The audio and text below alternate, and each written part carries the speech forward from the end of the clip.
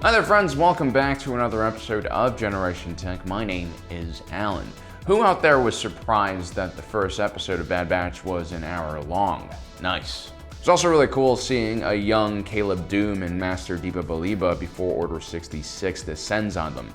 It's a bit different from the comic version of the scene, but close enough.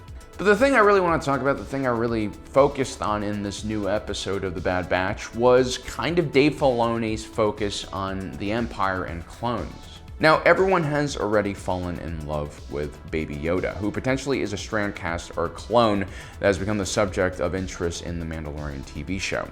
I believe in one way or another this new female clone that we see in The Bad Batch, Omega, is somehow related to Baby Yoda and Palpatine's goal to clone Force-sensitive individuals. Now, at first, we're not told who exactly Omega is. She seems to be just a medical assistant to Nala Se. The only problem is she's clearly not a Kaminoan, yet she is adorned with a forehead jewel like other female Kaminoans. This made me realize that she must have been born and raised on Kamino and adopted their cultural practices.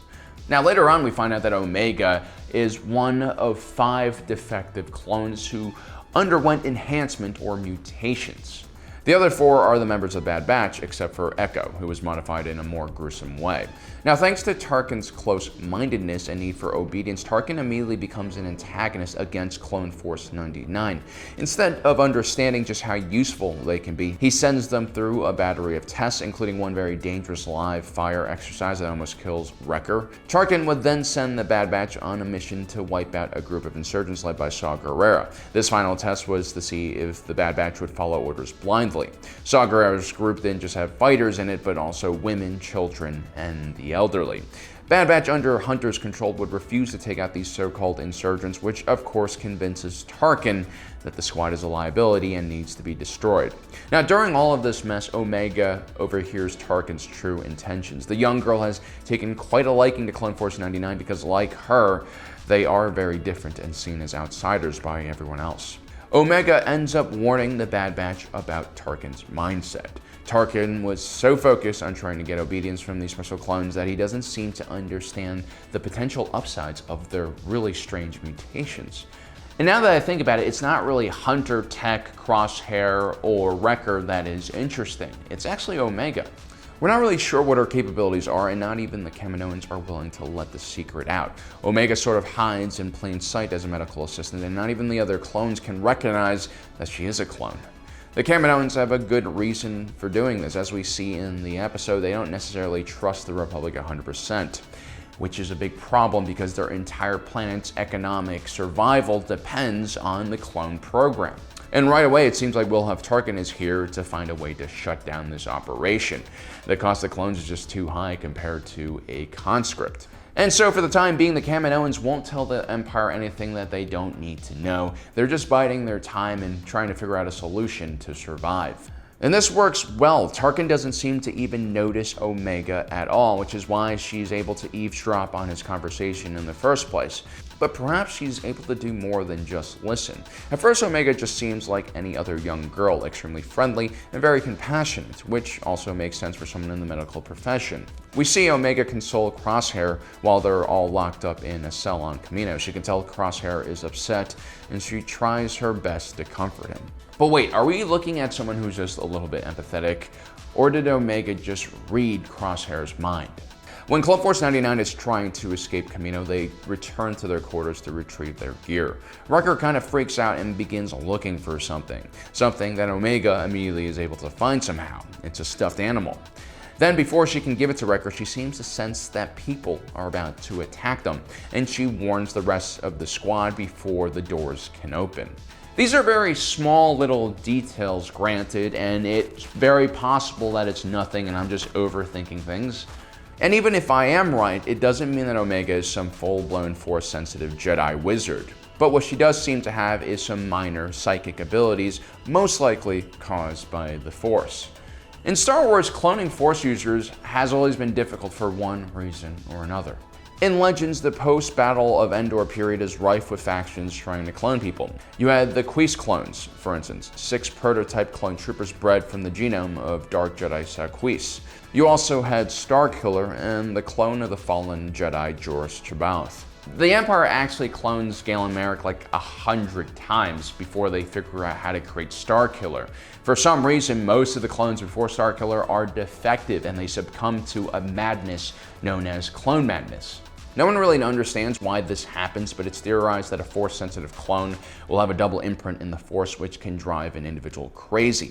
In Legends, we also see that new types of clones have even more sped up aging and become full-grown adults within just a year instead of 9 years. This incredibly fast rate of growth also leads to clone madness. So for someone like Omega to exist is extremely remarkable, especially if her genetic donor was a non-Force sensitive like Jango Fett. This would be a truly rare occurrence. We know that Palpatine, like all Sith Lords, was obsessed with cheating death. Palpatine's own master, Darth Plagueis, had found a way to convince midichlorians to stay within a deceased body, which meant that he could bring that individual back to life. Plagueis believed that he and Darth Sidious could use this method to keep each other alive for eternity. Unfortunately, Palpatine had other plans. He wanted to go the route of Sith possession. This is when you transfer your essence into another body. You couldn't just transfer into anyone though. In order for this to work, the host of the body must be agreeable. One quick way around this was actually possessing a clone, which essentially is an empty vessel. Palpatine was so desperate for a body to possess that he would begin to clone himself, and this leads to the creation of Rey's father. But when he showed that he had no connection to the Force, Darth Sidious discarded him. The Dark Lord throws his son into the world and hopes that he'll give him some offspring down the road, and that's because Force sensitivity sometimes skips a generation. And this eventually leads to the birth of Rey. It's very likely that if Omega is found out to be Force sensitive, that she will also attract the attention of the Empire and its many enforcers. If she is Force sensitive, they'll probably want to dissect her and figure out how she was created and what kind of mutations she has. Baby Yoda was hunted down by Moff Gideon many years later for a similar reason. And if you take a look at Moff Gideon's main scientist, he seems to be wearing a uniform that has a Kaminoan logo on it. This might actually give us a glimpse of what happens to Kamino in the years to come. It also shows us that despite Lama Su and Nala Se's best efforts, Kamino will most likely be a key part of the Emperor's search for immortality. Clone Force 99 will most likely have to safeguard Omega for the time being, just like how the Mandalorian protects the baby Go-Gurt.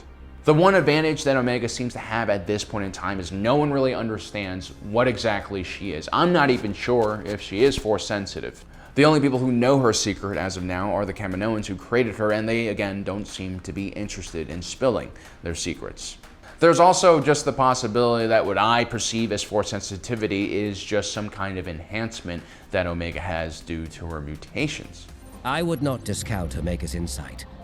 A state of heightened awareness is not unusual for an enhanced clone such as herself. But knowing Dave Filoni, he's the kind of guy who likes to string together all of his work. A lot of the small details actually do mean larger things down the road. Well, let me know in the comment section below what you guys think about my theory. Also, don't forget to subscribe and hit that notification button so you don't miss out on more awesome Bad Batch content. And as usual, thanks for joining us today. If you're watching this, you are Generation Tech.